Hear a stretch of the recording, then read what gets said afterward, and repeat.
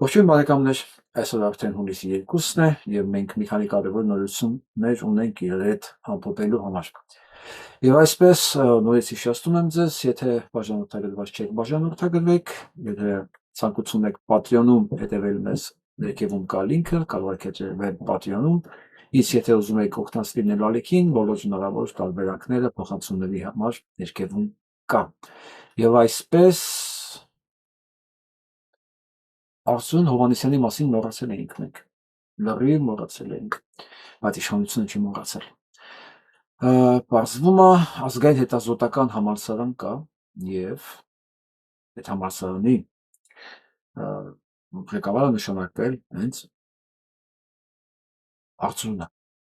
Արծրունը, որը նշանակվել էր նաեւ պատերազմի փաստերը աղավաղող, այսինքն մեդիա մասը, քաղաքական մասը եւ ինֆորմացիոն տերորը ապահովող մարդ։ Ինչի մասին է խոսքը 44 օր արգելված էր որևէ մեկին մի ինֆորմացիա տարածել, որը չէր դուրս եկել Արծրուն Հովհաննիսյանի բերանից։ Երևի հիշում եք արդեն այդ շրջանում բաներ կար, անեկդոտներ կար, հա, ասում է միջև Արծրունը չասի չեմ հավատա։ Եվ այսպես ինֆորմացիոն տերոր էր դա մեծ հանցագործության, որը կատարվում էր Արցախում, դրա ծխածածկույթը մեզ sense նեյտրալիզացնող, նեյտրալ պահող, այդ ամբողջ process-ը դրված էր Արծրուն Հովհաննիսյանի վրա, որը պետք է ասեմ, ուրեմն գլխավոր շտաբի պետի, պաշտպանության նախարարի, գերագույն գլխավոր հրամանատարի չափ մասնակցություն է ունեցել դավաճանական process-ներին, սխալ ինֆորմացիաներ տալով եւ հաղթում ենք կարգախոսով մարդկանց մոլորության մեջ պահել միջև վերջի վայրկյանը, որ ասի հաղթում ենք եւ 35,000 զինվոր եկեցինք շրջապակումից տրամած տվեցինք Շուշին եւ ընդհանրապես Արցախը։ Այս ամբողջ ընթացքում մասնավորապես Արծրուն Հովհաննիսյանին ջրերս պահելը եւ այսօր այդ համալսարանի ղեկավար նշանակելը եւս գալիս ապացուցելու մի բան, որ Արծրուն Հովհաննիսյանը եղել է այս ամբողջ մեծ դավաճանական process-ի ամենակարևոր մասը, ինֆորմացիոն ծխածածկույթի կամ ինչպես կուզեք ասեք տերորի մասը, տերոր բթացման իմաստով, որ մարդկանց վերել էր մի իրավիճակին, որտեղ մարդիկ ոչինչով չեն ուզում անհանգստանալ, այսինքն մտածում են անհանգստանալու պատճառ չկա։ Միջելոց այս ճակերտավոր խաղաղությունը, այս նույն վիճակն է, որ քեզ պատրաստում են խաղաղության, բայց իրականում թշնամին պատրաստում է քո նկատմամբ պատերազմի։ Քեզ պատրաստում են, ուրեմն ինչ նորմալ է խաղաղություն կա, ժամանակ են տալի քո այս հարմարավետ վիճակի մեջ, որ թշնամին նախապատրաստվի պատերազմի եւ ավելի մեծ քայլերի։ Դե ինչ, այն որ դուք չեք մոռացել, դա ձեր գործն է, մենք էլ չենք մոռացել Արծրուն Հովհաննիսյանին, իրան փոխանցեք, որ այն պահին, երբ Փաշինյան Նիկոլը կորսեց իշխանությունը, իսկ նա վաղ թե ուշ կորսնելու է իշխանությունը, Արծրուն Հովհաննիսյան, դեռ քո հետևից գալու ենք։ Ին նկատի ունեցի, որ մենք չենք մոռացել նաև, որ քո ձեռքով էր կոծկվում 15 զինվորների մահվան, այնուհետև մոխրացման փաստը։ Հենց այդ գիշերով ես եմ հիշում, դու, սոցիոլոգ Կարենը, այն մնացած են զինվորական դատախազության աշխատակիցը, այնի աշխատակիցը, մի ամբողջ այս ժողովուրդ համոզում էիք, որ հնարավոր է պատահական, իմիջիալոց, քնած տեղը մարդիկ մոխրանան, այն դեպքում, երբ որ ամեն ինչ սենյակում մնացել է ինչպես որ կա։ Եվ այսպես պատմությունը ոչինչ չի մոռանում եւ մենք դեռ վերադառնալու ենք այս բոլոր հարցերին։ Իսկ հիմա անցնենք հաջորդ թեմային, որը ոչ պակաս կարևոր է։ Միջև սահմանադրական դատարանին հասնելը ես ուզում եմ մի փոքրիկ ձեզ հիշեցնել Բուհատ Թուրան կորիդորը Զանգեզուր էինք ասում, հիմա արդեն իրական անունը տանք, դա Թուրանի միջանցքն է։ Turan koridoru Kars'tan Türkistan bozkırlarına uzanan Թուրանի միջանցքը պատմական եւ մշակութային դարպաս է դեպի ապագա, որը ձգվում է Կարսից ծոցից մինչև Թուրքմենստանի ապաստաններ։ Երբ դուռը բացվի, դարեր շարունակ մեր սրտներում փայփայված վերամիավորված երկիրը կձևավորվի։ Անատոլիան եւ Թուրքմենստանը բաժանելու Նայեք այս կողքի նկարը, սա արդեն Նիկոլ Փաշինյանի ազգային ժողովի նախագահի տեխնացումը։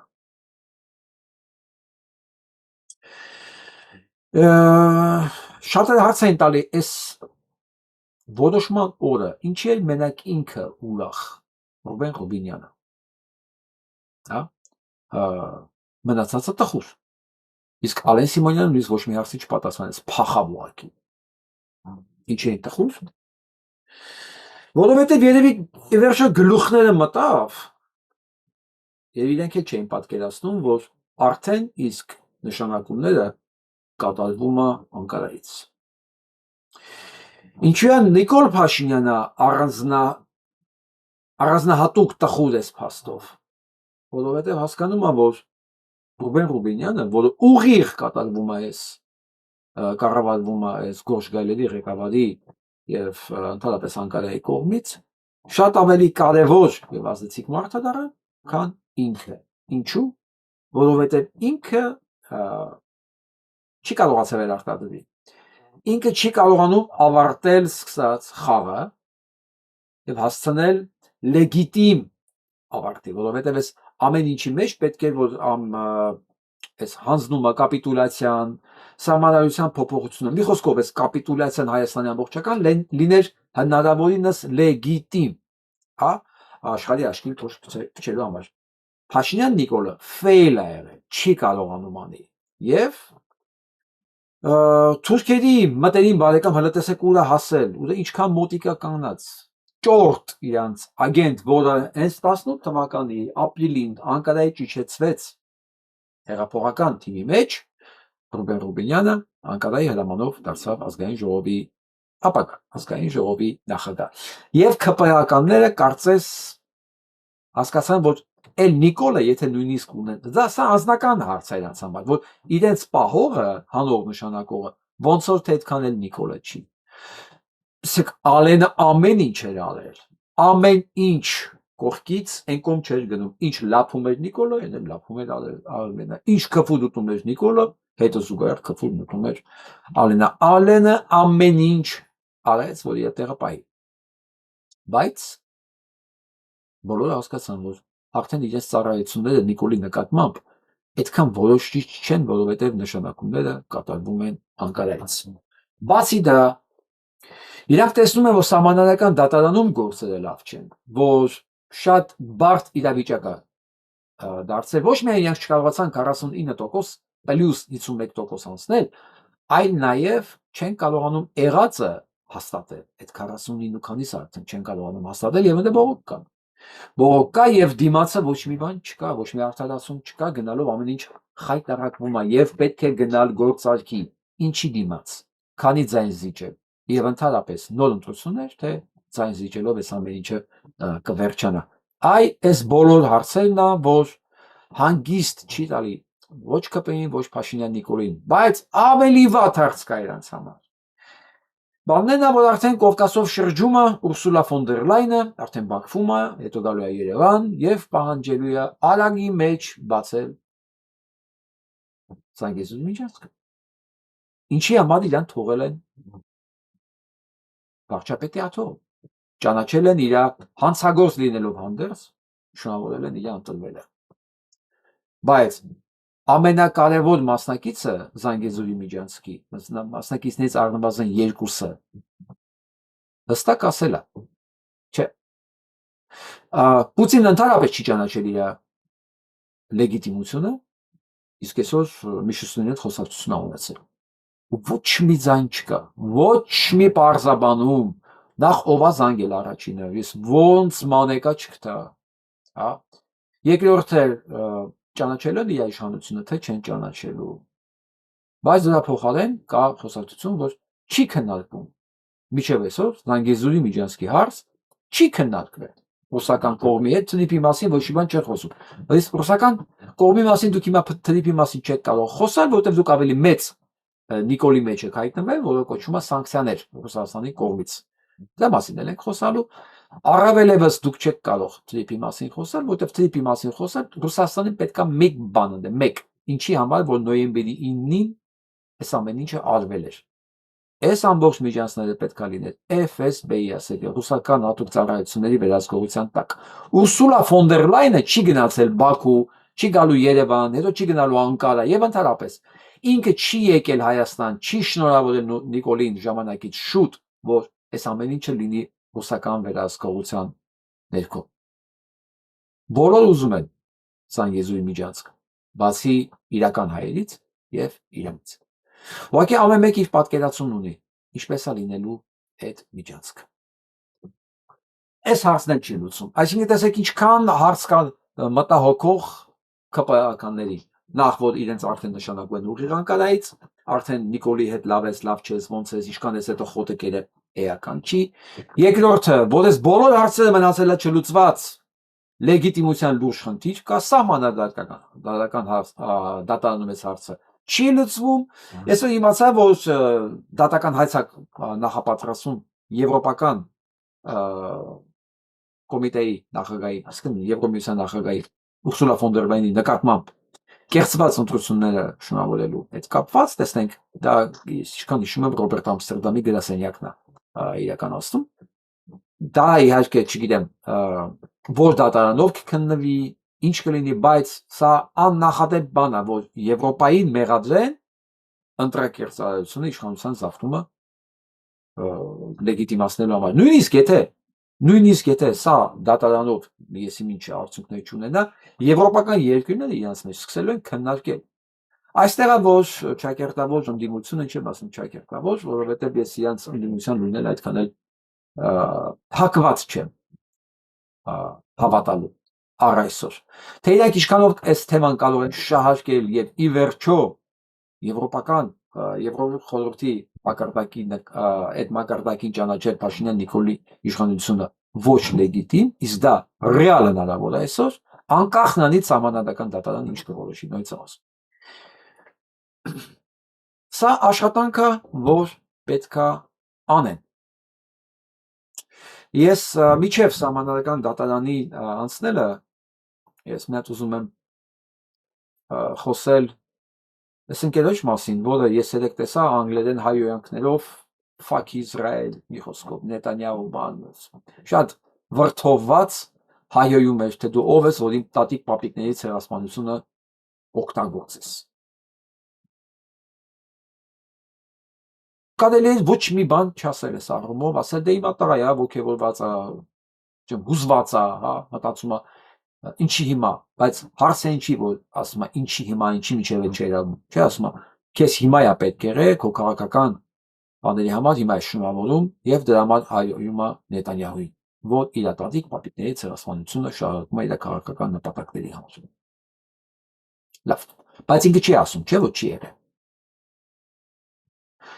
Սերժ Թանկյան, ես քո հայոյանքները մի անգամ չլսեցի այս ցեղասպանությունը մերժողի հասցեի։ Ես քո հայոյանքները մի անգամ թեկուզ չլսեցի Արցախը էթնիկ զտողի նկատմամբ եւ դրա մասին լրողի նկատմամբ եւ այդ թեման փակողի նկատմամբ։ Սերժ Թանկյան, ասելիք չունեիր, թե ասենք Նետանյահուն շատ հերոյ է, Նետանյահին կարելի է հայոյել, բայց ցեղասպանություն ունեցող Փաշինյան Նիկոլին, էթնիկ զտում կազմակերպող Փաշինյան Նիկոլին, էթնիկ զտումը ուրացող եւ թեման փակող Փաշինյան Նիկոլի նկատմամբ դու ոչ մի բան չունես, հա։ Հետաքրքիր է։ Ես իհարկե դեմ չեմ, որ ամեն մեկը իր կարծիքն ունենա, բայց եթե դու կարծիք ունես ցեղասպանության մասին,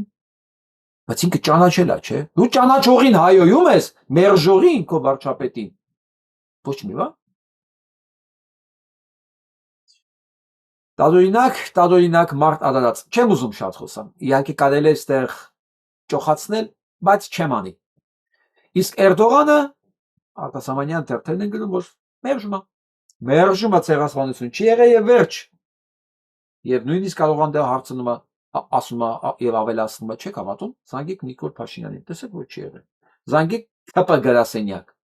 Տեսեք որ իրանք են ասում, չի եղել։ Հələ մի հատ եկեք հասկանանք մեզ ինչի են ցեղասպանել։ Ես ձեզ ասեմ, ցեղասպանության հակառակ process-ը հիմա գնում է Թուրքիայում։ Ովքեր պատրաստ են լռել ցեղասպանության մասին, թող իմանան վստահ որ եւ Ադրբեջանում եւ Թուրքիայում գնում է հակառակ process, արդեն զարգացում են թեման, որ հայերն են ցեղասպանել։ Հայերը։ Նաեւ ես ուղղակի նյութը չեմ կարողացել պահել։ Փնտրեցի չգտա։ Ես կարող եմ ձեզ վստահեցնել, որ թուրքերը արդեն նոր պայման ունեն հայերի նկատմամբ։ Պայմանը հնչում է այսպես. Եթե դուք ուզում եք խաղաղության պայմանագիր, դուք պիտի ապացուցեք, որ դուք կարող եք ադրբեջանցիների հետ, արևմտյան Ադրբեջանում, ադրբեջանցիների հայրենիքում կողք կողքի ապրել, հետո մենք տեսնենք, որ դուք իրոք ուզում եք խաղաղ ապրել ադրբեջանցիների հետ։ Տեսեք, հաջորդ քայլն է, հələ պետքա բերենք, հələ պետքա դուք կողք կողքի ապրեք, հələ մենք պետքա տեսնենք, որ դուք խաղաղ կարողանում եք ապրել, հետո մենք խոսենք խաղաղության պայմանագրի մասին։ Հա, տենց է։ Մի զարմացեք ժողովուրդ ջան։ Ես չեմ հիշում բանակցությունների, քաղաքականության մեջ դրվագ, երբ որ մի կողմը լռում է ամեն ինչի համաձայն է, դիմացինը ասի դե լավ է մեղք կա։ Դե լավ է մեղք է, բան չուզեմ։ Չէ, այս վայրենի քաղաքականության մեջ մանավանդ եթե դու գործ ունես թուրքերի կամ ամերիկացիների կամ հրեաների հետ, ինչքան զիջեցիր, այնքան ուզել է։ Ինչքան զիջեցիր, այնքան ուզել է։ Ես այս 3-ին եմ ասում, որովհետև ես դե թուրքերի հետ այդքան չէ, բայց ամերիկացիների եւ հրեաների հետ ես ամեն օր բանակցությունների մեջ եմ։ Ես գիտեմ, չնշանակում իրանց հետ բանակցել։ Ամեն օր։ Եթե ինքը իմացավ, նույնիսկ դու համաձայն ես, բայց հիմա ասում ես չէ։ Դու արդեն կորած ես։ Դու արդեն զիջել ես, հա? Էլու թե մնաս դու համաձայնվես, ասես լավ էսել եմ տալի կլինի, պայմանագիրը կնքենք, չէ, դու գերի ես, դու արդեն թակարդի մեջ ես։ Իսկ թուրքերը արդեն ամբողջ իրենց քաղաքականության այս ընթացքում են ապացուցել, որ իրենց պահանջը միշտ կարող է փոխվի։ Հարցերը լուծեք Ադրբեջանի հետ, բացենք սահմանը, հարցերը լուծեց 20 թվականին, չէ, այն տարածքներն տվեք, նոր սահմանը կբացվի, տարածքներն տվեցին, չէ, սկսեք բանակցություններ խաղաղության վերաբերյալ, բացենք միջանց սահմանները, չէ, հիմա ուսես չէ, ու սենց հիմա էլ պետքա գան ձեր մոտ ապրեն, մենք հələ տեսնենք, համոզվենք, որ դուք չեք կծուն փողոցում, որ տեսնում եք, մի խոսքով, մենք նոր մտածենք, ձերդ կարելի է խաղաղ ապրել, թե չէ, իսկ իրականում պատասխանը միակն է, չէ, իրանք չգիտեն խաղաղ ոնց ապրել հայի հետ, չունեն այդ պրակտիկան, իրանք այլ պրակտիկա ունեն, որը հետո մերժում են, ասում ենք սենց բան չենք արել, մենք չենք ցեղասպան, չէ։ Ես ասում եմ, Նիկոլան թողնում եմ, դուք այս հարցերի պատասխանը պետք է տաք։ Երկար սպառնալիքներից հետո, իսկ Թուրքիան իրոք սպառնում է, որ վերացնելու ենք, հաջորդ թշնամին դուք դեր համար մի խոսքով, դուք մեր թշնամին եք, Նետանյահուն հայտարարում է, որ ըստ իրենց ավանդույթների, իրանք չեն սպասում, որ իրանց վրա հարձակվեն, եւ եթե գիտեն ինքը մեկը գիտե, իրենք գիտեն, եթե մեկը իրանց ուզում է սպանի, առաջինը սպանում են իրանք, առաջինը կրակում են իրանք։ Իսկ այս պարագայում ասում է, մենք ոչ թե գիտենք Էրդողանը խոսում է դրա մասին։ Բայց այդ նշանակում է, որ ինքը մեր արդեն թշնամին է, մեր թիրախն է, եւ մենք այս սպառնալիքները չենք կարող անտեսել։ Հիմա տեսեք ինչ է կատարվում, այս ամեն ինչի կիզակետում ենք մենք, որ իշխանություն չունենք,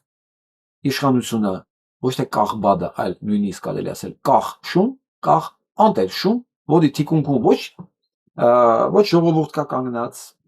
Ոչ լիարժեք եվրոպական, որովհետև Ուրսուլա ֆոն դեր Լայնը դեռ Եվրոպա չի, ինքը ի պաշտոն է ներկայացնում է Եվրոպա, բայց եթե հանգարց Ռոբերտ Ամստերդամի գերասենյակը կարողացավ դատական հայց ներկայացնի եւ իրոք աղմկի, ինչպես են նոր Մամիջանյաններ, հա,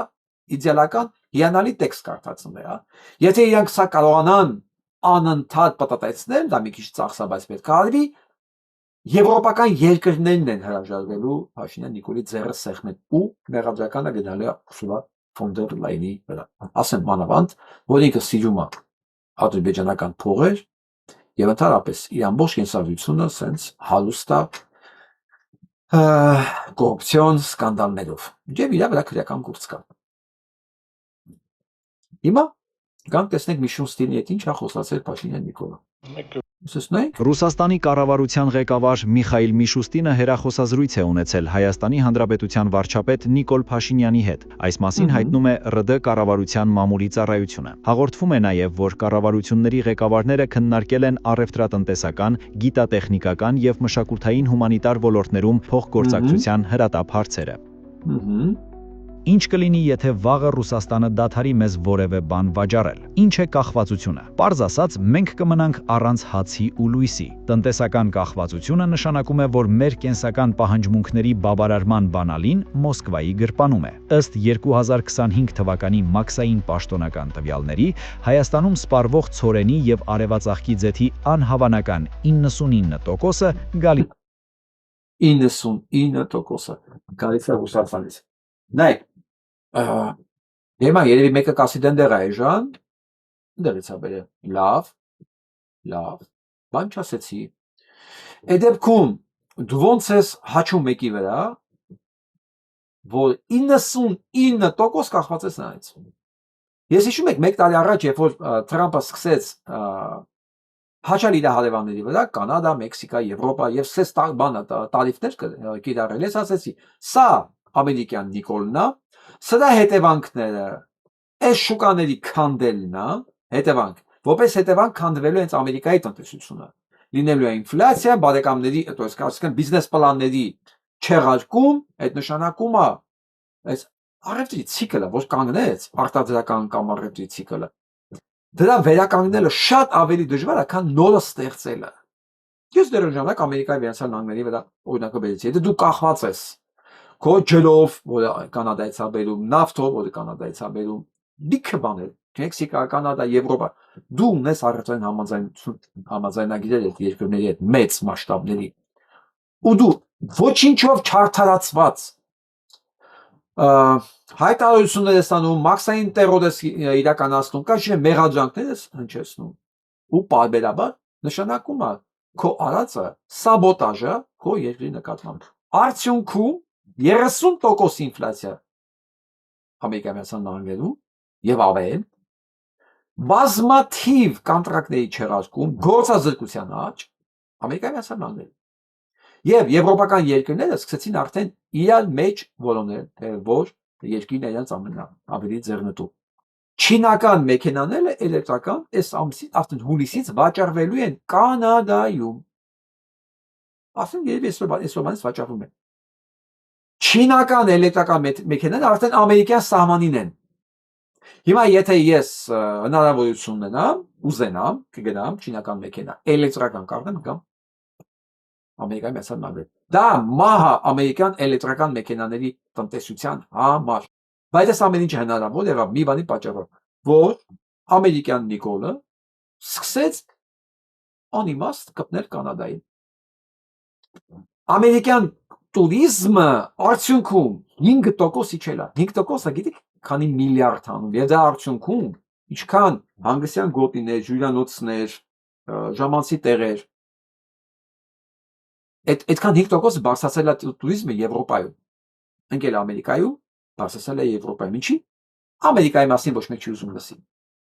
Ոչ Կանադայում, ոչ Մեքսիկայում, ոչ Եվրոպայում չեն ուզում Ամերիկայի մասին լսել։ Սա է։ Հիմա գանք վերադառնանք բանա տեղական Նիկոլին։ Երբ որ դու 99% քո տնտեսությունը մտցրել ես մի հատ համակարգի մեջ, ու դու բերանդ անընդհատ բացում ես այդ ուղղությամբ, որ քվե ստանաս, այսինքն քո արածը սաբոտաժը, սա գիտեք ով կարանի, սա կարանի ընդդիմադի գործիչը, որովհետև ինքը տնտեսության նկատմամբ ոչ մի պատասխանատվություն չի կրում։ Չի կրում, ինքը ընդդիմադին է, ինչ ուզի կարա խոսա։ Օրենքի շրջանակներում։ Սա համ պատասխանատուն է տնտեսության, համ այն տնտեսությունից, որով ինքը 99% կախված է, իրա վերարտադրելու համար,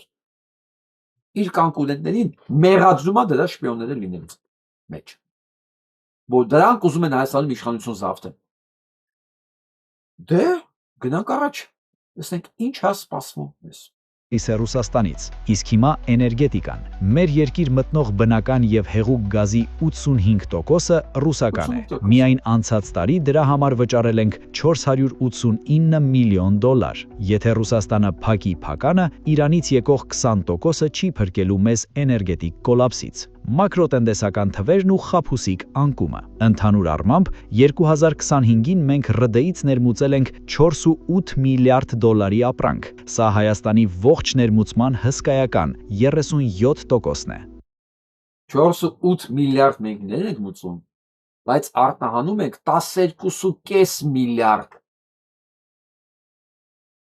12.5 միլիարդ արտահանվում է, 8.5 միլիարդ, 4.8 միլիարդ։ Դրանց մոտ 8 միլիարդ մենք պլյուս ենք, ասենք մենք ավելի շատ գումար ենք բերում, կամ գումար ենք տալիս Ռուսաստան։ Այսինքն Հայաստանում մնում է ամեն տարի 8 միլիարդ, որը հենց Հայաստանի բյուջեի չափը։ Ու այդ 8 միլիարդը պատտվում է տնտեսության մեջ։ Այդ 8 միլիարդը պատտվում է տնտեսության մեջ։ Հիմա այս 4.8 միլիարդը որտեղից է գնալու Ռուսաստան, որ ինքը կարողանա գազ, ծորեն, արևածաղկից եւ այլն։ Եթե ինքը չի կարողանում արտահանի, որտեղից է այդ գումարը գոյանալու, այդ 4.8 միլիարդը, որին կառավարությունն է։ Հասկացեք, սրանք թվեր են, որ պետք է հաշվի նստի երկրի ղեկավարը սրա հետ, որը պատասխանատու է տնտեսության համար, բայց այն ինչ որ կա Հայաստանում, որ կոչվում է երկրի ղեկավարը, նա թքած ունի հետևանքների վրա, նա կյանքով մեկ իր խոսքերի համար պատասխան չի տվել։ Նա է մարդն է, որ ասում է, ես չեմ ասել, որը սարև, ես ասել հոսը։ Ու այս որակի մարդուն տալիս են երկիր իր ամբողջ տնտեսությունով, ամբողջ քաղաքական պոտենցիալով, չլուծված խնդիրներով, բանակով եւ այլն։ Ու ասենց մարդու համար քվետը ող կա։ Պատկերացրիք։ Սենք ինչ ասում։ Այո, 2024-ի համեմատ թվերը կիսով չափ ընկել են, բայց սա խաբուսիկ վիճակագրություն է։ Անկումը գրանցվել է բացառապես ոսկու հաշվին, 5.9 միլիարդից իջնելով 2.3 միլիարդ դոլարի, բայց ոսկին ժողովուրդը չի ուտում։ Այդ են ոսկին էլ, որ սև սխեմաներով Ռուսաստանից ստանում են, վաճառում են, փողը գալիս էր էլի հայկական օլիգարխների միջոցով գնում էր Ռուսաստան։ Փող էին լվում։ Ոսկի դոլար էր պետք բանին։ Ու դա արվում էր Հայաստանի միջոցով Ռուսաստանի համար։ Դե գրզոյենք դրանով էին ապրում Հայաստանում։ Եվ ասում գրզոն Նիկոլան մեջն է։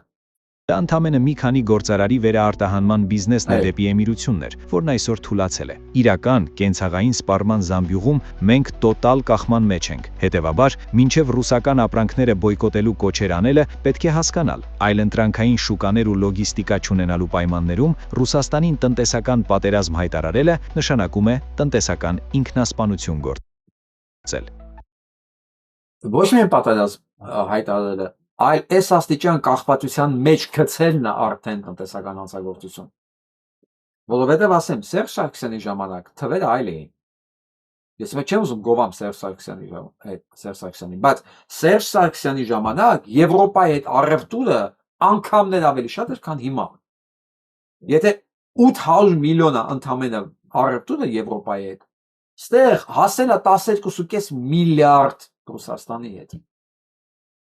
6-7 անգամ ավելացել է Ռուսաստանի հետ կախվածությունը։ Դա Նիկոլ Փաշինյանն արել։ Մեհեր Գրիգորյանն արել։ Գրզոյենք են արել։ Համ տարել մտցրել են ամեն ինչն է, համ էլ ասեն գրեքները գրմռն։ Դե ով ավճարել, ինչ է կարծում ես ամեն ինչի դիմաց։ Ոչ թե գյուղացին միայն, որը սննկանալու է, այդ տնտեսությունը,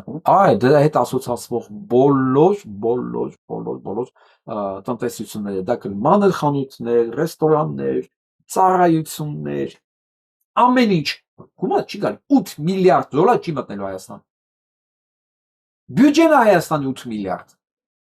Այդ 8 միլիարդը հանում ես, ամեն ինչ կանգնում է։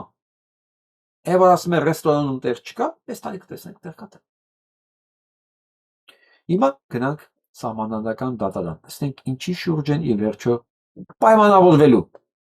Եվ որ պայմանավորվելու են, ես չեմ էլ կասկածում։ Արդյունքների վիճարկման դատաքննություն է։ Սահմանադրական դատարանի նախագահ Արման Դիլանյանը հայտնեց, որ դատարանը հեռանում է խորհրդակցությունների սենյակ որոշում կայացնելու։ Մինչ այդ քաղաքական ուժերի ներկայացուցիչները հանդես են եկել եզրափակիչ ելույթներով։ Որոշումը կհրապարակվի հուլիսի 4-ի երեկոյան։ Բարձր դատարան, դատաքննության մասնակիցներ, սիրելի հայրենակիցներ։ Սահմանադրական դատարանում քննության առարկա հանդիսացավ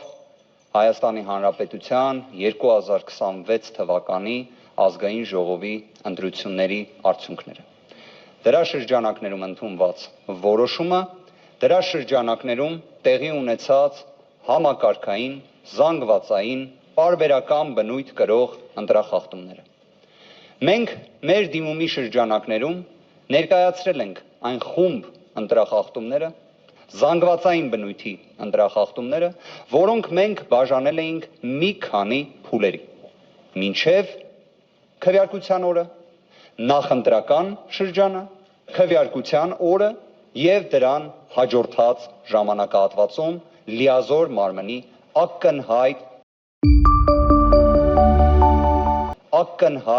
ոչ իրավաչափ գործողությունները։ Հանձնաժողովի քաղաքականացված անդամները, ովքեր ընտրական օրենսգրքի կոպիտ խախտումներով ԿՊ քարոզչություն էին իրականացնում, բարձեցին, որ ունեցել են 25000 լիցենզավորված հանձնաժողովական մարդ, ով կարող է լինել հանձնաժողովի անդամ, բայց ով զարմանք կհնչի կարողանում փոխարինել իրավախախտ հանձնաժողովականներին, ասելով, որ թող մասնակցեն ընտրություններին, հետո մի բան կմտածենք։ Զատկից հետո կարմիր ձուն։ Եթե վերահսկողությունը երբեք չի աշխատելու վարչական վարույթներով կամ այլ ընթացակարգերով, ապա ինչի համար այն ընդհանրապես գոյություն ունի։ Ինչի համար առասարակ գոյություն ունի կենտրոնական ընտրական հանձնաժողովը։ Եթե սա պիտի լինի իրենց աշխատանքը, եթե ուղղակի ընտրական միջոցառումներ եւ քվեարկության օրվա միջոցառումներ կազմակերպող պետք է լինեն, ավելի լավ է կենտրոնական ընտրական հանձնաժողովը ընդհանրապես փակել, փոխարենը այդ գումարը պետական բյուջեից հատկացնել Domino Video Production-ին, որը հաստատ ավելի լավ կկազմակերպի այդ միջոցառումները բլեքջեքով եւ դրոններով։ Բարձր դատարան իմ գործընկերները թե մյուս ուժերից եւ թե մեր ներկայացուցիչներից Որ ասում եմ բարձր դատարան, ճիշտ ասած, իմ մոտ մի քիչ շփիտ առաջացնում։ Որտեղ այս բարձր դատարանի աշխատողների աշխատավարձը կտրուկ բարձրացրեց Փաշինյան Նիկոլը հունիսի 1-ին։ Կտրուկ։ Սա այն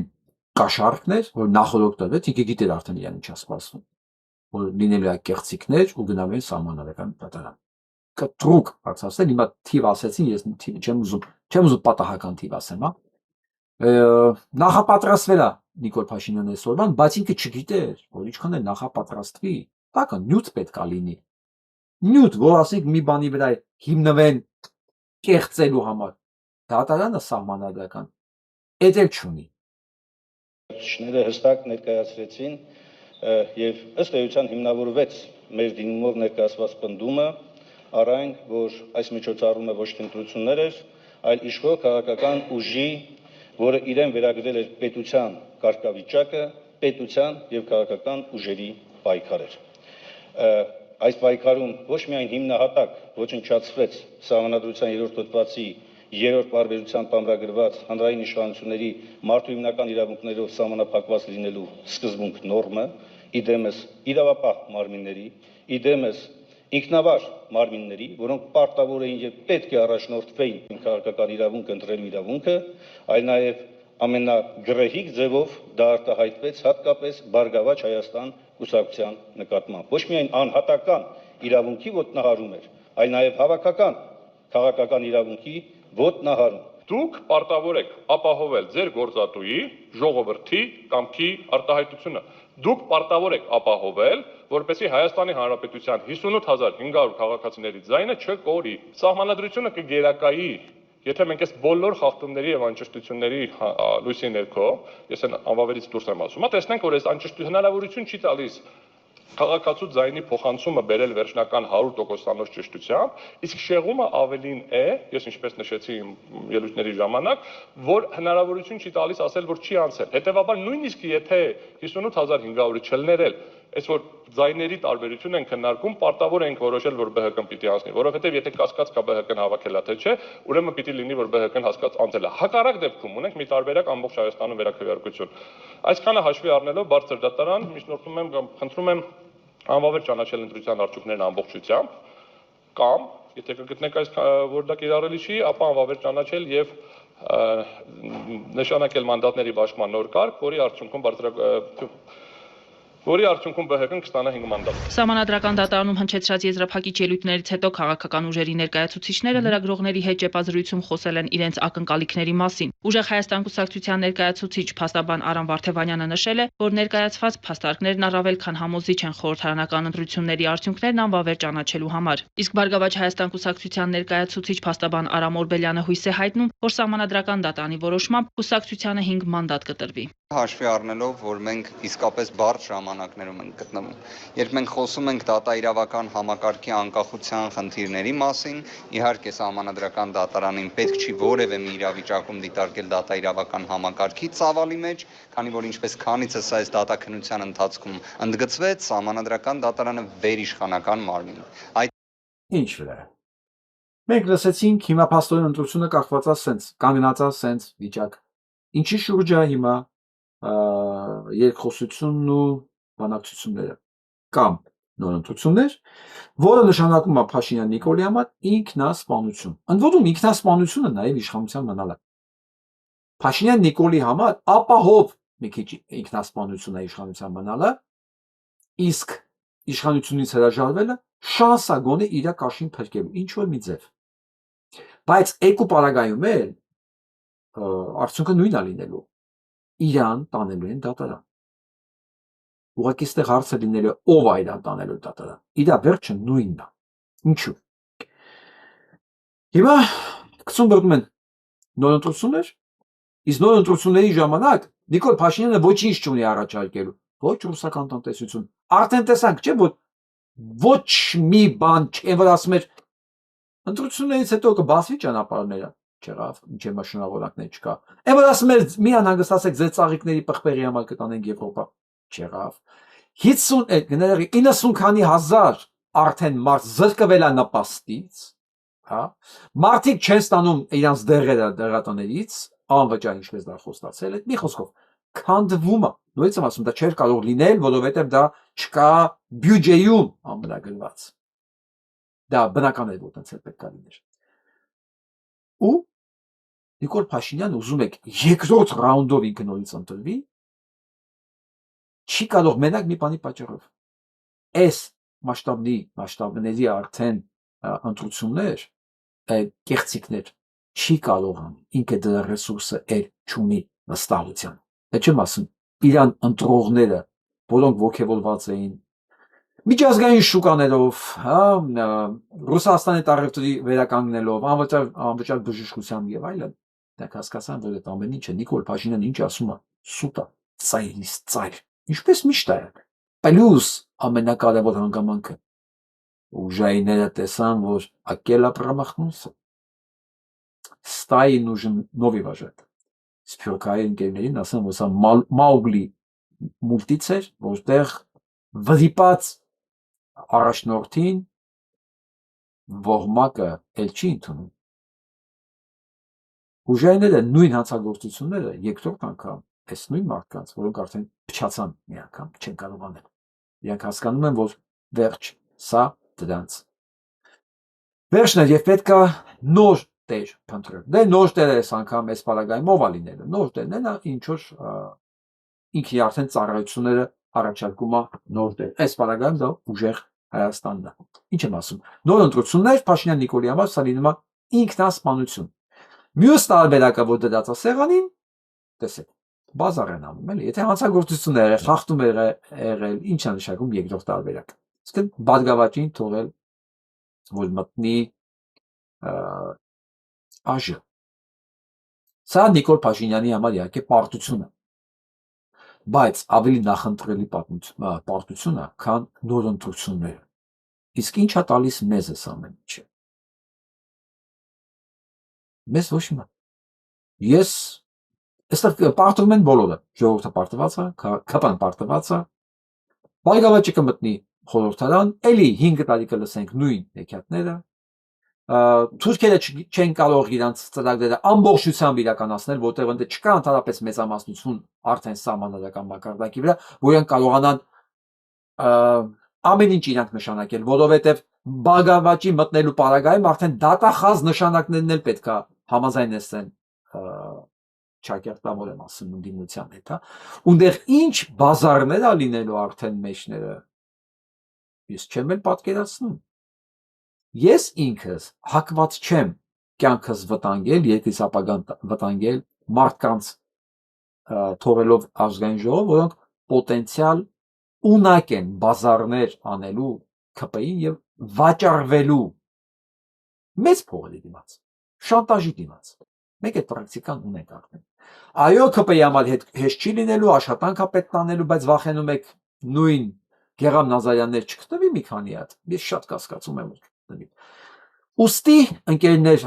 դիմադիրներ, այս սահմանադրական դատարանը մի հատ որոշում ունի կայացնելու, ոչ թե երկու, դա նոր ընտրություններն է։ Եթե դուք ձեզ հաղթած կզգաք Բարգավաճ Հայաստանին անցկացնելով, ասեք, տես 5 ընդե պատգամավոր ունենք, ընդեղ ես արդ չեմ էլ հիշում ինչքան, բայց մեկը ԿՊ-ն ձեզանից շատ պատգամավորներ ունի եւ ինքը կարող է նշանակի վարչապետ, դուք արդեն պարտված եք։ Մեկ է ձեր հետ։ Այդ դուք մեզ չեք կարող համոզեք, որ այս չի կարանի, այն չի, հա դժվար է լինելու, բայց ձևը կգտնեն։ Հայաստանում կոռուպցիա, Հայաստանում կոմպրոմատ Պաչկեկով բոլորի վրա կա, մանավանդ մենք գիտենք ովքեր եք դուք, ոնց եք դուք։ Այնպես որ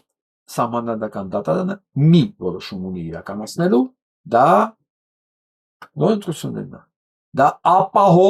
ապահով պարտություն է Փաշինյան Նիկոլի համար։ Եթե ձեր նպատակը Փաշինյան Նիկոլին գլուխից ոսն ուղարկելն է, դուք պիտի գնաք մենակ այդ որոշմանը։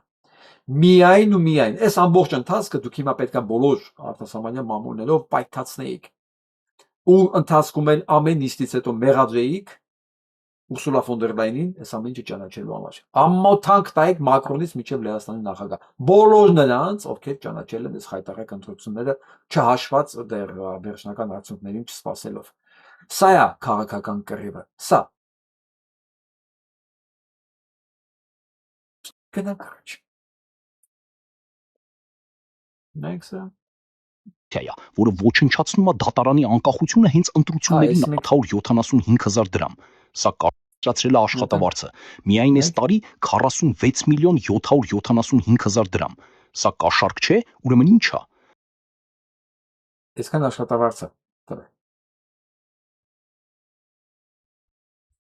Կաշառք, բայց կփոխի իրավիճակը, թե չի փոխի։ Ես չգիտեմ։ Մյուս դատական որոշումը հիշում եք վանքի գրավումը։ Եկեղեցու է, որ պատարակը դռները փակել էին, չթողեցին մարդիկ մտնեն, հոգևորականները մտնեն եւ բերին են տիրադավին, են փնթին լակոտին, հա։ Դատարանը ճանաչել է ոչ իրավաչափ ուժայինների գործողություններ եւ ոստիկանների գործողությունը ճանաչել է անգործություն։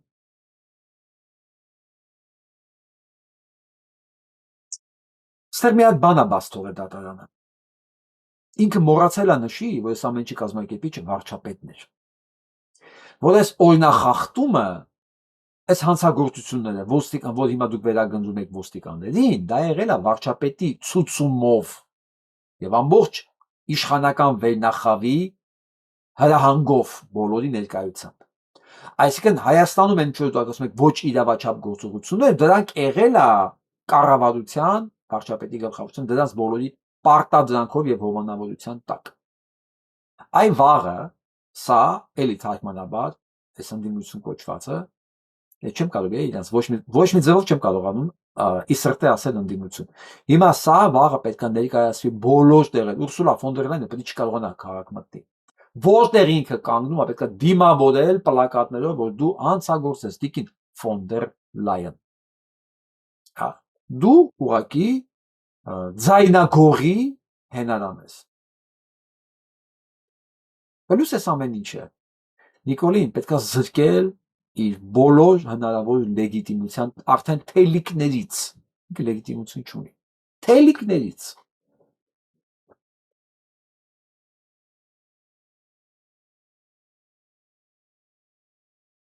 Այսօր փաստորեն Գերմանիայի Բունդեսթագի անդամ Յոհանես Ֆոլկմանի գլխավորության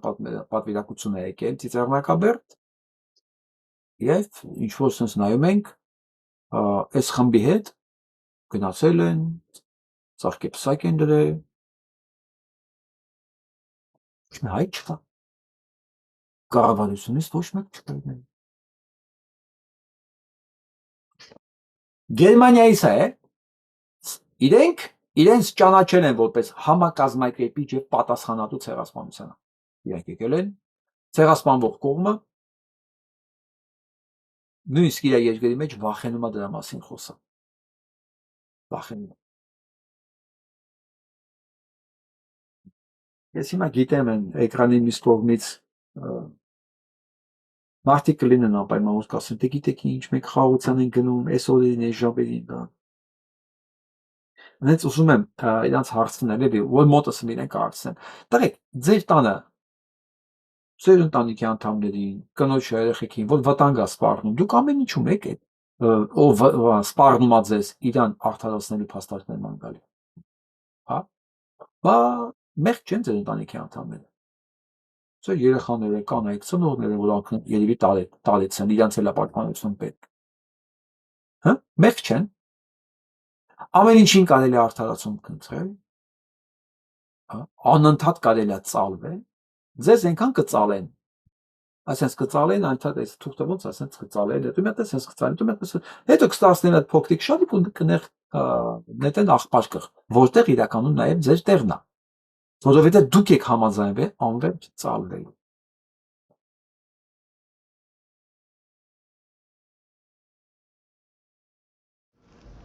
Ընտրությունների արդյունքները ուժի մեջ չմտած գործող խորհրդարանն արդեն հաջորդ ընտրությունների համար խստացնում է խաղի կանոնները։ Քաղաքացիական պայմանագիրը դրական եզրակացությամբ վաղվա արտահերթ նիստին միանգամից երկու նախագիծ ուղարկեց։ Առաջինով կառավարող թիմի անդամներն առաջարկում են քվեարկելու իրավունքից զրկել Հայաստանի այն քաղաքացիներին, որոնք նախընտրական ցուցակները հրապարակելուց առաջ վերջին 1 տարվա առնվազն կեսը հայրենիքում չեն եղել։ Բացառություն կսահմանվի միայն ուսման մեկնածների եւ պետական գործուղումների համար։ Պատգամավոր Լիլիթ Մինասյանը չթաքցրեց Ռուսաստանից ընտրողներ բերելու ահազանգերն են հաշվի առել։ Մեր ստեղ ապրող քաղաքացիներից ահռելի ծավալի բողոք ենք ստացել։ Թե ինչի ես պիտի ստեղ ապրեմ, իմ երեխաներին մեծացնեմ, հարկ տամ, մեր ապագային միտված, պետության ապագային միտված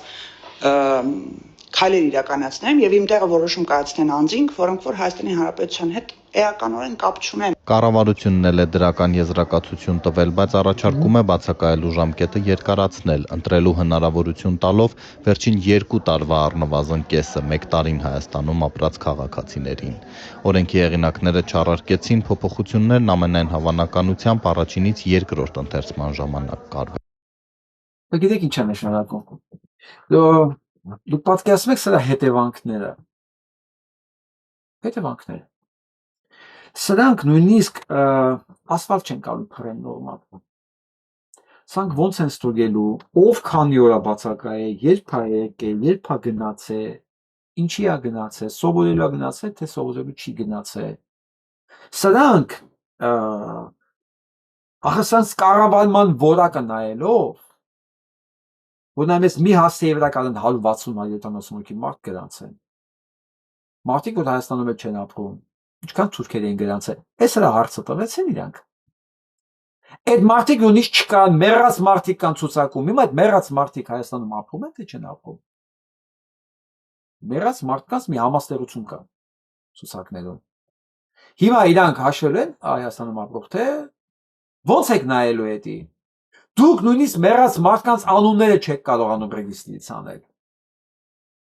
Իսկ ինչ վերաբերում է որ մեծ աղմուկ ա եղել, դրսից ապրողները գան, մեր փոխարեն ընտրեն։ Այս լկտիներին ասեք փոխանցեք էլի, իրանց ուրիշ բառ չի ասում։ Տիկին լկտիներ։ Մոլդովան Ռուսաստանի ծիրից կարողացավ պալստալ շատ չնչին տարբերությամբ մենակ այն մարդկանց շնորհիվ, որոնք ապրում էին դրսում։ Բացառապես, թե չէ հիմա Մոլդովան մնացել է Ռուսաստանի ծիրում։ Դուք ուրիշ բան ասեք, որ ոնց մենք կարող ենք ազդել դրսից եկած ընտրողի վրա, որ ոչ պետական հիմնարկի աշխատողը, որ ասենք գործից կհանենք, հա, որ ոչ կարող եք մահակով ստիպել, որ ինքը իր ձայնը տա մեջ, ոչ ինքը համեք նայողա, որ բանով քարոշչության վրա ազդենք, ինքը մեր վերահսկողությունից դուրս է, ինչի պետք է գա ինքը ընտրություն կատարի ըստ իր խղճի։ Սրա մասին խոսացեք։ Դուք լկտի եք, դուք ձայնագող եք, դուք հանցագործ եք։ Դատարանով ապացուցված է, որովհետև եթե դատարանը ապացուցեց, որ խախտում է եղել, դուք խախտել եք բարգավաճի իրավունքը եւ իրանք պետք է մտնեն թեկուզ 5 ձայնով խորհրդարան, նշանակում է դուք էլի ձայնագող եք։ Ինչ որոշում կայացնի այս ՍԴ-ն, նշանակում է, որ դուք գող եք։ Այսքան բան։ Իսկ ինչու բանից է խոսում։ Քաղաքացիները բողոք Ռուսաստանից եկել են։ Այդ Ռուսաստանից եկել են նաև ձեր նմաններին ընտրելու համար։ Ինձ այսօր ասում են, ինչի են իմ ջելոց։ Այսօր TikTok-յան եթերի ժամանակ իմ ջելոց։ Ես ամեն օր Երևանի ժամանակով երեկոյան ժամը 10-ին TikTok-ում ուղիղ եթեր եմ անում, հարց ու պատասխան։ Ամեն կարող եք նայել։ Այսօր հարց ու պատասխանի ժամանակ մեկ էլ գնում է, ինչի են Ռուսաստանում ապրողները Նիկոլ ընտրում։ Պատասխանը միակն է, որ ոչ միայն Նիկոլ Ռուսաստանում ապրողները կարող են Նիկոլ ընտրել, դրա նմանները կան եւ Եվրոպայում, եւ Ամերիկայում, եւ բոլոր տեղեր կարող են լինել։ Հիմա նենց որ այդ Ռուսաստանից եկողները նաեւ ձեզ են ընտրել։ Այդ չեմ ասում մարդու ընտրական իրավունքի մասին, չնայած դուք մարդու մենակ սպանելու մասնագետ եք, ոչ թե նրա իրավունքները պաշտպանելու։ Դա լսենք հոգեբանի։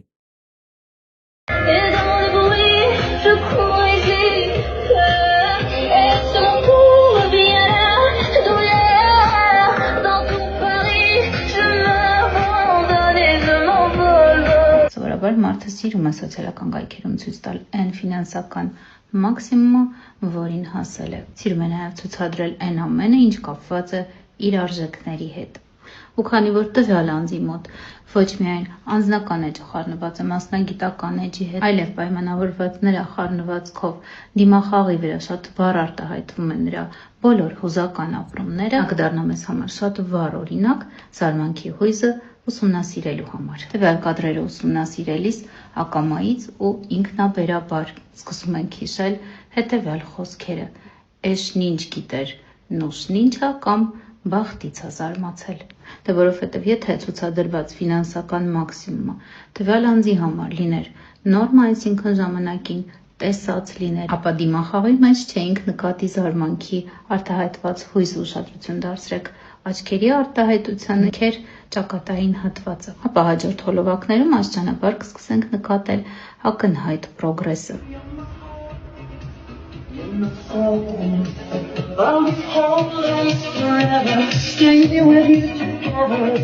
Որտեղ ժողովրդական լեզվով ասած դեջիջիլից սկսվեց ամեն ինչ ու հասավ բա այտենց այս տարբերակին, ու սրա մասին մեզ թույլ է տալիս խոսել տվյալ հատվածի ավելի զուսպ արտահայտված զարմանքի դիմախաղը։ Մի բան էլ ասեմ, ես որ նախնած նկարում եմ, որտեղ են նկարում, ոնց են նկարում, դե իհարկե ինչ որ ասում է իդեալականը տենց էլ կա, մարդիկ փորձում են եղան միշտ ավելի գեղեցիկ կան իրենք իրականում կան, միշտ ավելի հաջողական իրականում ավելի կան, միշտ ավելի սա ներքին չբավարարվածության ներքին այ ինքնահաստատման ճանապարհը չանցած լինելու մասին է խոսում։ Իսկ երբ նման մարդը ղեկավարում է պետություն, հասկանում եք մեկ ինչ գտանգետարկիկ։ Տեսել եք մեր երկրի ղեկավարն պահի է։ Ստեղ են ասում, արա քեզ մի քիչ տեսած պահի, այ բոմժ։ Մենք գիտենք, որ դու բոմժ ես։ Մի քիչ մեզ տեսած պահի, գոնե հիմա։ մի բան էլ ասեմ, այս թեման ու վերջացնենք։ Սա հավանողը ինքն էլ ադած։ Ինքը ոչ մի կոնֆլիկտ չունի ստեղ։ Ինքը ոչ մի բան ֆայլս չի տենում ստեղ, ինքը ոչ մի նյարդայնացնող բան իր համար չի գտնում այդտենց։ Այդտեղ գիտեք ինչի, որտեղ ինքն է նույնական։ Ինքն էլ է Նիկոլ։ Ես ասել եմ, ու կրկնում եմ։ Նիկոլ Փաշինյանին ձայն տվածներ մեջ, իրենց մեջ ամեն ինչի մեջ նստած է մի հատ Նիկոլ։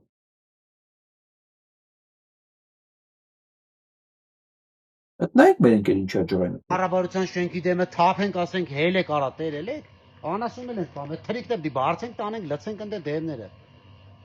Եվրոպայում Ենքանարին միջև էլ գյուղացի կանասուն է չեն պահում։ Դա միկրոֆոնը։ Արոտավայր չկա, Արցախը անցնելուց հետո արոտավայր չի մնացել։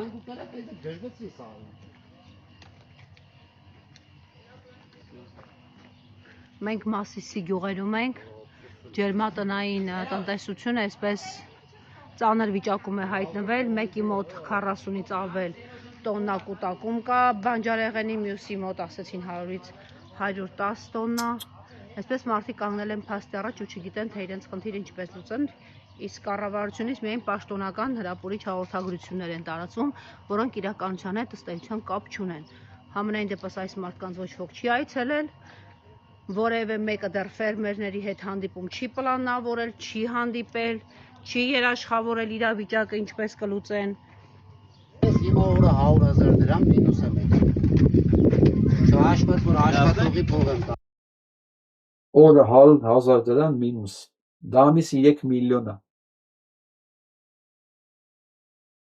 Ամիսի 3 միլիոն։ Այս մարդը մինուս է գնում։ Ու սենց գիտեք քանի ընտանիք։ Քանի ընտանիքը բանկրոտ լինելու է այս տարի։ Տուն ու տեղը գնալու է բանկերի։ Ինչ պրոբլեմներ ա լինելու, սնկանալու է։ Մենակ մի բանի համար, որ Նիկոլ Փաշինյանը սրանց թշնամացնի ու այս թշնամության ֆոնի վրա, որ ինքը երկիրը պոկում է Ռուսաստանից, ստանում է Եվրոպա, ախր լսեք, այ ընկերներ ջան, Ռուսաստանից պոկող մարդը այտենց բան չի անում, այն էլ ընտրությունից առաջ, այն էլ ընտրության քարոզարշավի ժամանակ։ Ռուսաստանից պոկող մարդը այս ամբողջ տնտեսությունը Ռուսաստանի մեջ չեր մտցնի, այ հարազատներ ջան։ Օգտագործեց ձեզ, ձայները ստացավ, որ գինը վճարելու եք դուք։ Սա կյանքի գող է, էլի, բոլոր իմաստներով։ Գող, արա, գող, եսի անեցքա։ Դե հիմա գնացեք շնորհակալություն հայտնեք բոլոր նրանց, ով ձեր գյուղերում ընտրել են Նիկոլ Փաշինյան։ Եթե դուք եք ընտրել, ինքներդ ձեզ շնորհակալություն հայտնեք։ Ասեք անուշ լինի օրը մինուս 100,000 դրամ։ Ընդ որում, մենք չգիտենք քանի ամիս է ինքը տես մինուս գնան։ Մի բան էլ ասեմ, այդպես չի, որ ինքը մինուս գնաց մի տարի հետո կամ մի ամիս հետո պլյուս է գնալ։ Հա։ Այսի պլյուս գնալու հավանականությունը ըստ զրոյական է, զրո հավանականություն կա։ Կորցրած շուկան վերականգնելը շատ ավելի դժվար է, քան նոր շուկա բացելը։ Ինձ համար հսկայական փողեր ա պետք։ Հսկայական։ Որը պետությունը չի անելու, այս պետությունը նույնիսկ գյուղատնտեսության նախարարություն չունի, ընկերներ ջան։ Որովհետև թքածուն է այս մարդկանց վրա։ Իրաց ձայներն էր պետք ստացա։ Դե հիմա գնացեք, ինչ ասեմ, չէ, գնացեք ձեր համար շուկաներ գտեք։ Գնացեք գտեք։ Ռուսաստանը սկսել է բենզին ներմուծել Հնդկաստանից, բա ասեմ, որ Հնդկաստանին վաճառում է շուկայականից ցած գնով նավթը Ռուսաստանը։ Բայց նավթը վաճառում է, սրանք հնդիկները նավթը վերածում են բենզինի, բայց ինքը շուկայական գներով բենզին է գնում։ Այս երկրի վերածվեց Ռուսաստանը, այս կարգի։ Այս նորություններ եմ ուզում ձեզ ցույց տամ, հետո խոսենք իրական վիճակի մասին, էլի, որ մարդիկ դե որոշում եղավ, չէ, որ բաները կպահեն փողերը, դիմաց օբլիգացիա կտան ռուսներին, որտեղ փողը իրանց պետք է։ Օրական 13 միլիարդ ռուբլի քանակով մարդիկ խուճապահար փողերը հանում են բանկերից դուրս։ Այո, որտեվ անհանգստանալու խնդիրներ կան, այս ամեն ինչը անտեղի չի։ Հիմա մի քիչ Ռուսաստանի մասին էլ։ Հա, այս էլ իրավիճակն է, նա արդեն պարավոզով են, արդեն պարավոզն են իրական մանով օգտագործում, ժողովուրդ ջան, նայեք։ Շոգեքարշ, մենք սան շոգեքարշ ենք ասում։ Սա 20-րդ դարաշրջանի տեխնոլոգիա է, որը ածուխով աշխատում։ Հիշում եք այնտեղ ամբողջալի վրիժառուներ կար, բան կար, ասես ֆիլմեր կար սովետական։ Մենք կճուր ենք նայում ենք էլ։ Այդ ֆիլմերի մեջ կա հայտնի էս շոգեքարշերը։ Հասավ ստեղ, հա, Ռուսաստանում։ Իսկ որտեղ էր նա մի 4 տարի առաջ։ Ես չեմ ափսոսում այս ճակատագրին, սա պետք է ասենց էլ լիներ։ Կարող է ուրիշ ձև լինել, բայց իրանք չուզեցին։ Միայն պատկերացեք էլի։ Գլոբուսի վրա մի հատ տեղ կար։ Մի հատ տեղ։ Թերևս որտեղ ռուսին ավելի շատ էին սիրում, քան հենց իրանց։ Դա Արցախն էր։ Ու Հայաստանը։ Իրանք առանց աչք թարթելու վաճառեցին եւ Արցախը եւ Հայաստանը։ Առանց աչք թարթելու։ Մինչդեռ Հայաստանը պետք է իրանց համար լիներ ստրատեգիական ամենակարևոր մասը աշխարհում։ Ոչ թե Ռուսաստանում, աշխարհում ամենակարևոր ստրատեգիական կետը պետք է լիներ Հայաստանը։ Հայաստանը պետք է ստանար դոտացիա Ռուսաստանից, ոչ թե գար քերեր տաներ, այ Հայաստանը ինքն էս պետք է վերաբերվեր Հայաստանին։ Ինքը հենվելու տեղ ունենար, գոնե մի տեղ աշխարհում, մի տեղ։ Ու դա կարող լիներ Հայաստանը, դա հաստատ չի լինի Ղազախստանը, չէր կարող լինել Բելարուսը, չէ, կարող էր լինել բացառապես Հայաստանը։ Դե հայ ժողովուրդը այս մի հատ սովորություն ունի, էլի, անմնացորդ նվիրվելու, ինքը տենց անմնացորդ նվիրված էր ռուսներին։ Դիմացը ստացան 44 օրյա պատերազմ, դատարկված Արցախ։ Հիմա էլ ասում են, էլի պրոբլեմ չկա Զանգեզուրի միջանցքի, բայց մենք պետք է ղեկավարենք։ Ու թքած ով կլինի ձեր ղեկավարը։ Վաղն էլ Նիկոլը համաձայնվի, բայց չի կարող Նիկոլը համաձայնվի, ո՞նց համաձայնվի։ Ասենք ինքը համաձայնվեց, բա թուրքերին ինչա պատասխան տալու, այստեղ խնդիր ունի։ Իսկ թուրքերը նրան արագ կփոխեն իրանց ագենտով, որը արդեն ուղիղ ենթարկվում է Անկարայի։ Դա Ռուբեն Ռուբինյանն։ Բայց դե Ռուսաստանը գնաց այդ ճանապարհով, մտածեց ավելի ճիշտ է Ադրբեջանի հետ։ Այսինքն թուրքը ճիշտ է։ Դե ճիշտ է։ Դե վայելի։ Դու ես ընտրել Թուրքին։ Վլադիմիր Վլադիմիրովիչ, մենք չէ։ Մենք քեզ ընդ որում Հայաստանի քաղաքական դաշտի բոլոր կարկառուն ներկայացուցիչներն ասում են Ռուսաստանին ձեռ չի տալի, Ռուսաստանին ձեռ չի տալի, Ռուսաստանին ձեռ չի։ Իրանք բոլորը որտեղ մտածում են ռացիոնալ մտքի սահմաններում, բայց ամբողջ պատմության ընթացքում ռուսը գործել է իռացիոնալ, մեր հաշվին։ Մենք որ ասում ենք դա լինելու է, դանից չէ, որ մենք շատ խելոք ենք, ուղղակի պատմությունն է դա ցույց տվել։ Այո, դա իրան ձեռնտու չէր, բայց արեց այս վեր ստանում է։ Համշ լինի, ինչ ես։ Ես ինչ կարամ փոխել, ոչ մի։ Ամերիկայի Միացյալ Նահանգներում նորից սկսվել է խոսակցությունները լոբինգ են անում F-35 օդանավերը Թուրքիային վաճառելու համար։ Մեծ կռիվ է գնում։ Վաճառել, էլի մտցրել են քննարկման մեջ։ Մեկն ասում է չի կարելի, որովհետև Ռուսաստանից S-400 առել, մենք ինքը հուսալի գործընկեր չի։ Մի խոսքով, բայց կարծում եմ այս փուլը էլի չի անցնի, որովհետև Իսրայելը ղեկավարում է կոնգրեսի սենատի 80-90%-ը։ Դեռ ղեկավարում։ Դեռ սա չի լինի, գոնե այս տարի, թե ինչ կլինի, դա ինձ հետո, որովհետև պարտվելու է հաստատ Թրամպը, պարտվելու է Իսրայելը, օրինակ այս անտի-Իսրայել այս տեխնացուն, որը ժամանակին աշխատանքից հեռացվելու դες աղջիկը նկարը, արգենաց ինչ որ է, դեմոկրատիկ սոցիալիստ Մելատ Կիրոսը, հա, Կոլորադայում, հաղթել է ինքը անտի-Իսրայել էր, պաղեստինցի, պաղեստինամետ, և ինքը հեռացվել այդ աշխատանքից, մոտ մի 6 ամիս առաջ, հիմա հաղթեց ընտրություններում կոնգրեսի ոչ բժշկակաս։ Ես ասել եմ, ով գնաց հակաիսրայելական բանով, լոզունգով, ինի հաղթելու է։ Իսրայելը պարտվելու է մեծ հաշվով midterm-ում, այս միջին ընտրություններում նոյեմբերին։ Թե դրանից հետո Թուրքիան կարա այս F-35-երի հարցը լուծի, թե չի լուծի, այս ժամանակը ցույց կտա, բայց ես հիմա կարծում եմ, որ ինքը ոչ մի շանս չունի լուծելու, որովհետև այս ամեն ինչը դեռ Իսրայելի լոբինգի տակ է,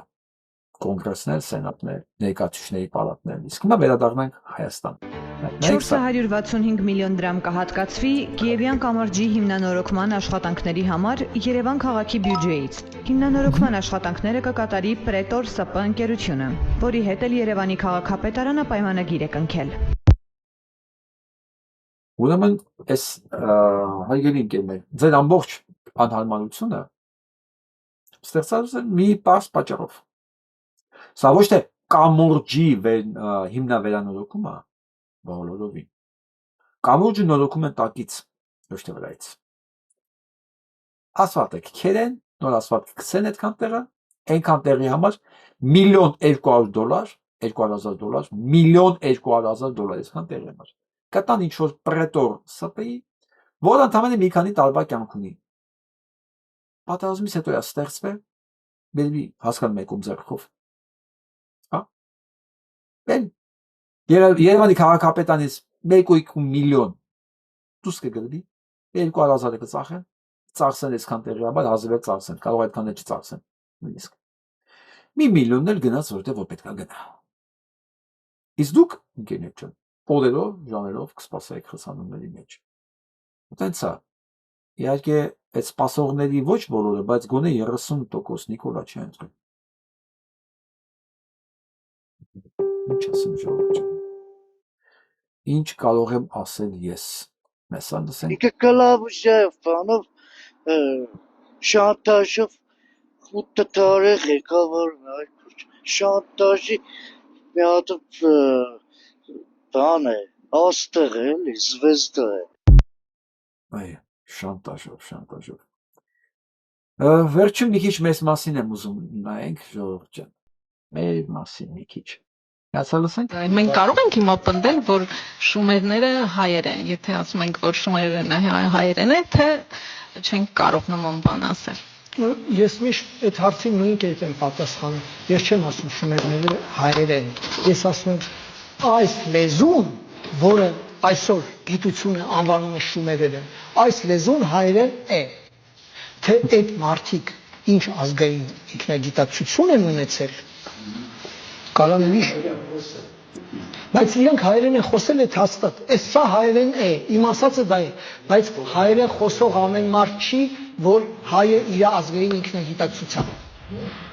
Ես միշտ նույն օրինակն եմ բերում, ասում եմ ինձ համար, եթե Մաշտոցը, Կոմիտասը, Թումանյանը, Նարեկացին, Եղիշեն, դրանք եթե չկան, դրանցով եմ ես հայ։ Ես վերջերս Նատալիա Չերնիգովսկայի հարցումներից մեկն է լսում, Ռուսաստանի ամենահայտնի գիտնականներից է, նյարդաբան, ասում է, օրինակ, ինձ ինքն էր ասում, սարսափելի հետաքրքիր է շումերների մասին ինչ-որ բան իմանալ։ Ինձ հետաքրքիր է։ Ինքը խոսում էր գիտելիք սովորել, բաներ։ Ես չգիտեմ ինչի, բայց հիմա ես ուզում եմ շատ բաներ իմանամ, օրինակ, շումերների ցիվիլիզացիայի մասին։ Ես չգիտեմ, հայկական միջավայրում մարդ կա, որ իր այդ անձնական շփումներ ունի։ Ո՞ք իրեն ասեք, Նատալիա Չերնիգովսկայա, այդ շումերերն են, դա հայերեն։ Այդ շումերական ցիվիլիզացիան, դա հայկական ցիվիլիզացիա է։ Ու դա ապացուցված փաստ է։ Ես ինչի սրա համար ասեցի։ Եթե մենք հիմա այս ամեն ինչին տեղ չկանգնենք, այ ինչպես փախլավայի, այնպես է շումերների ժառանգությանը հայտ կներկայացնեն Ադրբեջանն ու Թուրքիան, որոնք դիմել են ՅՈՒՆԵՍԿՕ փախլավան սեփականաշնորհելու համար։ Իսկ ինչ է կարծում Հայաստանից արձագանք լինելու շումերենի կամ ընդհանրապես փախլավայի կամ ցանկացած բանի համար, որոնց համար հայտ է ներկայացնում Ադրբեջանն ու Թուրքիան։ Նիկոլի Հայաստանից հաստատ չէ։ Հաստատ չէ։ Ինչ է նշանակում շումերենը դա հայերենը նշանակում է մեր բեռը ավելի ծանրացավ ընկերներ, մեր բեռը ավելի ծանրացավ, իբր այս պատմական ժառանգությունը քիչ է, հիմա է շումերականը ավելացավ այս մեր փխրուն ուսերին։ Ես չգիտեմ, ոնց օրինակ, երբ որ ես այս բան եմ լսում, իմ տրամադրությունը ընկնում է։ Ես չեմ ասում, այդ ժառանգության տերն եմ, չէ, ես ասում եմ, ես այս ժառանգության տերն եմ, ես ինչ պետք է անեմ, որ սա տակից դուրս գամ։ Էն էլ այս կարգավիճակից, բա ես լինեմ շումերական ժառանգության տերը ու լինեմ այս կարգավիճակից։ Թու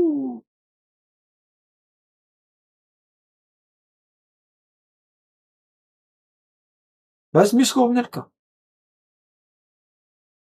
Մարդու վարքագիծը պահելաձևը պետքա փոխվի։ Ու սկսի հետ նայել, ասի, մի վարքյան, բա ես լինեմ այս ամեն ինչի ժառանգորից։ Ու այս վիճակի լինեմ, բայց ինձ համար անդրուժելի է։ Ամոթ չի։ Հիշում եք Խաթաբալադայի մեջ։ Այն Մոցարտը, որ ասում է Սալիերի, ասում է, բա ամոթ չի, եկել են բան, էլի, գարեջրատուն, ասում է, չէ, Մոցարտ ջան, նստի, ամոթ չի, չէ, ասում է, Սալիերի, բա չեն ասի, Մոցարտը էսում հետ է եկել գարեջրատուն, բանդոկ, հիմա այդ եմ ասում էլի, բա ամոթ չի, չեն ասել այս ժառանգության տեր ազգի վարչապետը ով է, կասեն չէ, բայց դա օբյեկտիվ իրականությունն է, չէ, բայց մենք ոնց ենք հասել այդտեղ, ոնց ենք թույլ տվել, որ դա իրականանա մեզ, այդ ինչքան ենք հեռացել, մենք չենք հեռացել, մենք փախել ենք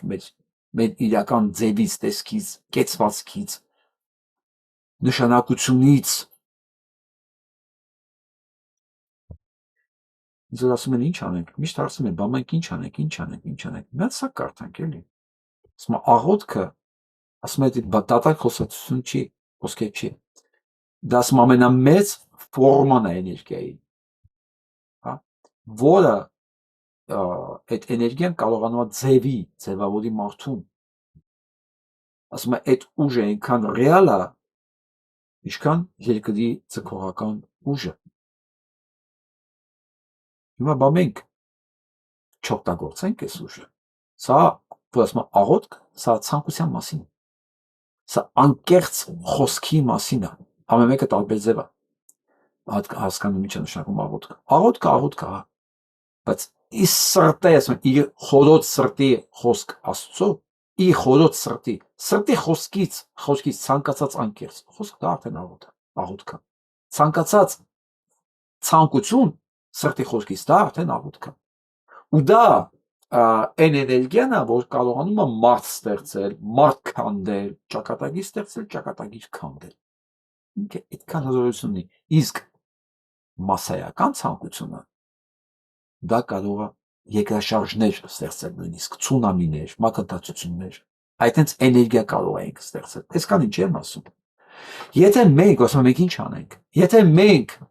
մի քանի տասնյակ հայերս ի սրտե ուզենանք այն ինչ որ մենք խոսքի մակարդակի վրա ուզում ենք ու սկսենք այդ ուղղությամբ աշխատանքներ կատարել, ինքնաբերաբար աշներս առաջ կքանդվի Ադրբեջանը, կքանդվի Թուրքիան, կվերականգնվի Հայաստանը, ինքնաբերաբար, մենակ մի բանի շնորհիվ, եթե մենք սկսենք ի սրտե ուղղակի ուզել են, ինչ որ մենք ասում ենք, մենք ուզում ենք, ու աշխատել այդ ուղղությամբ, որ այդ էներգիան փոխակերպվի ռեալ գործողությունների, ու վերջ, կլինի այն ինչի մասին մենք դες երազում ենք, հակառակ դեպքում կարելի ասել, որ ոչ մի պարագայում հնարավոր չի, որ բորդուրին քարերի արանքում կակաճաճի, սա ցույց է տալու, որ կարա աճի,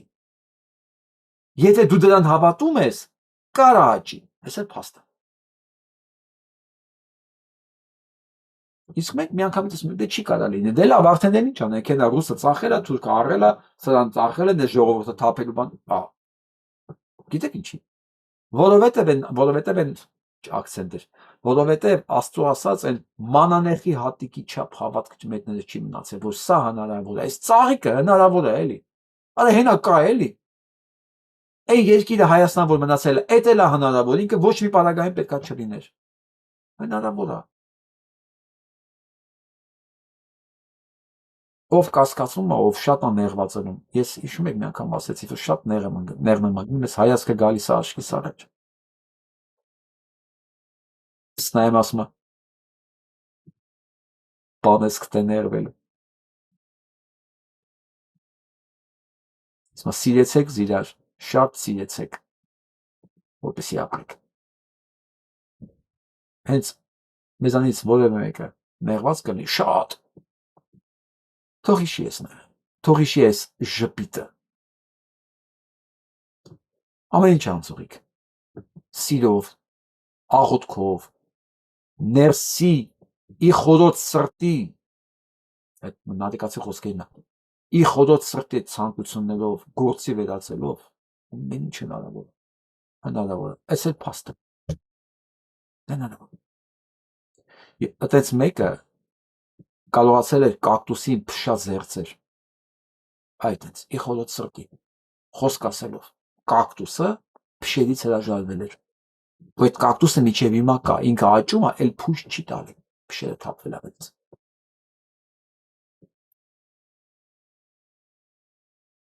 Մանանեխի չափ հավատ, սա էլ կարելի է շփվել։ Այսօրվա համար այսքանը, լավ մնացեք։